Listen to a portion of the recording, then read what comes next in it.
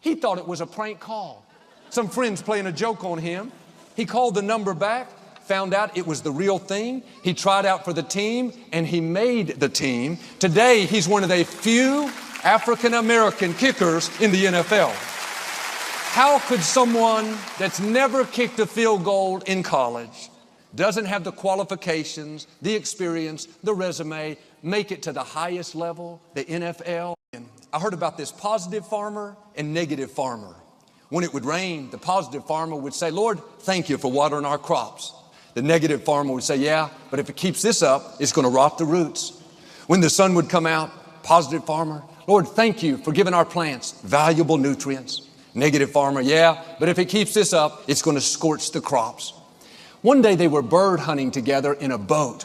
Positive farmer just got a brand new bird dog. He is so proud of him. He shot a bird, fell in the water, said to his negative farmer, watch this. The dog jumped out of the boat, ran on top of the water, picked the bird up, ran back on top of the water, put it in the boat. Said, what do you think about that? Negative farmer said, should have known it. That dog can't even swim. This is the way the Israelites felt in Numbers 21. They were in the desert. It was hot. They were tired and thirsty, but all they could see was more sand, more rocks, more barrenness. And just when they thought they were done, they came to this place where there was an old well. I can imagine they were excited, thinking, finally, we're going to get some water. They rushed over to it, but the well was dry. They looked down it and could see hadn't been used in years, filled with dirt, rocks, all kinds of debris. It was another disappointment. But God told Moses to gather the people around, and he was going to give them water. God gave them the promise. Water is coming in the desert. Things are about to turn around. I'm going to do something out of the ordinary. But the promise didn't automatically come to pass. It didn't happen just because God said it. There was something the Israelites had to do. The scripture says they begin to sing this song, Spring Up, O Well, right in the middle of the desert. When they were discouraged, when it looked impossible, instead of complaining, they started singing, Spring Up, O Well. They were making a declaration of faith. They were saying, Lord, thank you that the water is coming. Thank you that you're making streams in the desert. Thank you that you're supplying all of our needs. The verse goes on to say, they sang to the well. That's the key. You have to sing to the promise. It didn't look practical in the natural. The well was dried up. Every circumstance said, water is not going to come out of this empty well. Thoughts told them, you look foolish. You're wasting your time singing to a well. They could have talked themselves out of it. Said, Moses, we're not going to sing. We're hot. We're thirsty. We'll sing after we get some water. Instead, they kept singing this phrase over and over, Spring Up, O Well, thanking God for the promise. All of a sudden, in the middle of the desert, water began to shoot up out of that dried up, empty well. They saw the promise fulfilled. When we were trying to acquire this building, the former Compact Center, all the odds were against us. Well-known business leaders told us that we would never get it, that we were wasting our time. We didn't really have the connections, the experience, the funding. All we had was a promise that we knew God placed in our heart. Let me encourage you, you and God are a majority. If you'll stay in faith, sing to the promise, tell it to spring forth, all the forces of darkness cannot stop you. God has the final say. When He hears you thanking Him before the answer comes, praising Him while you're still in a drought, declaring His favor when the odds are against you, He'll make things happen that you could never make happen. He'll open doors that no man can shut. Victoria and I used to come up to the Compact Center before we owned it late at night when nobody was around, and we would walk around the building. With every step, we would say, Father, thank you that you're fighting our battles. Thank you that you're bigger than this opposition. Thank you that your favor surrounds us like a shield. What were we doing? Singing to the promise. Saying in effect, spring up, O Compact Center.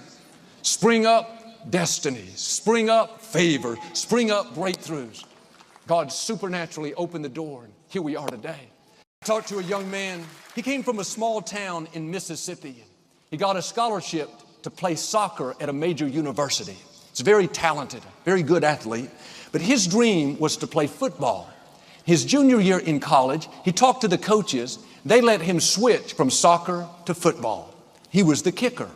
He was thrilled to be on the football team, but the coaches didn't give him a chance. Because he didn't come from a football background, they never put him in the game. For 2 years, he sat the bench, never kicked one field goal. At the end of his last college season, there was a scout day when coaches from professional teams would come and look at the players and evaluate them. He was hoping somebody would be interested in him. He was a very skilled kicker, but since he had never played a game, nobody knew who he was. He waited and waited for a phone call, but it never came. It looked like his football days were over.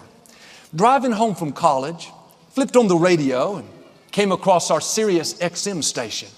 He heard me talking about how a shift is coming, how you're just one phone call away from your destiny, how one touch of God's favor can catapult you to the next level. I talked about how it's going to happen faster than you think.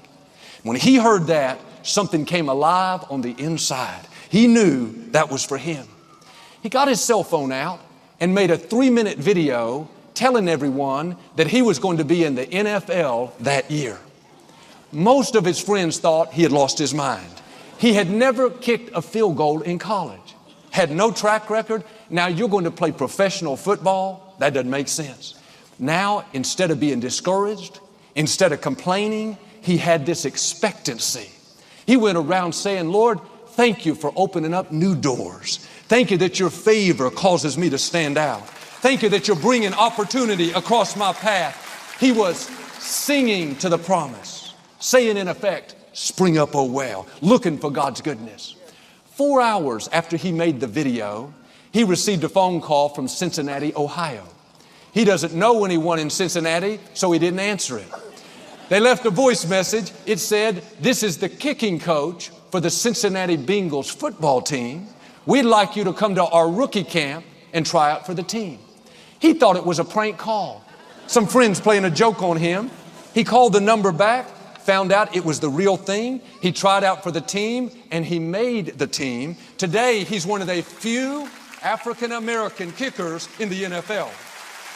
How could someone that's never kicked a field goal in college, doesn't have the qualifications, the experience, the resume, make it to the highest level, the NFL? That's God bringing water out of an empty well. That's God making streams in the desert.